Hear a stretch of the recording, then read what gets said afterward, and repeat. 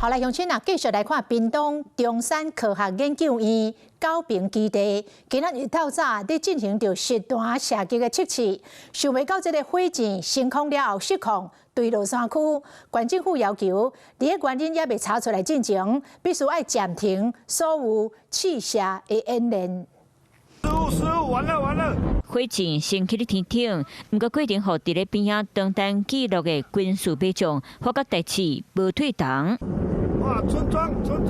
火箭開始射鏈筒，隨着失控，飛天頂衝落來，消失佇咧山區，擱沁白煙。佇山頭的。哦，我現在摸入上來，就去了，驚死人去了跑啊鳥的啊！當地居民聽到真大聲聲音，就知影出代誌呀。這個風雨，加掉咯，太震撼了。我就是佇等雷咧。安尼哦。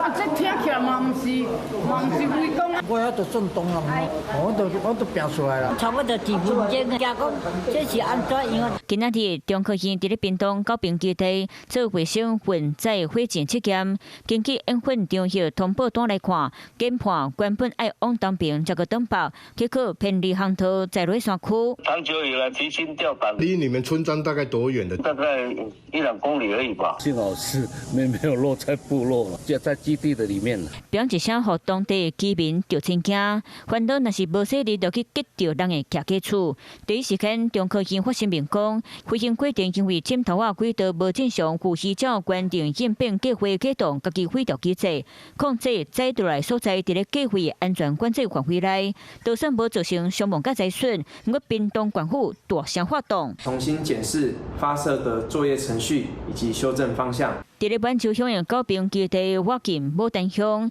但是有一個細角擦，當地民眾攏會受到影響。即馬中科院卻要求事故原因調查清楚進程，攏會暫停全部試射火箭演練，畢竟有關居民的生命安全，無通鐵有一歹的意外。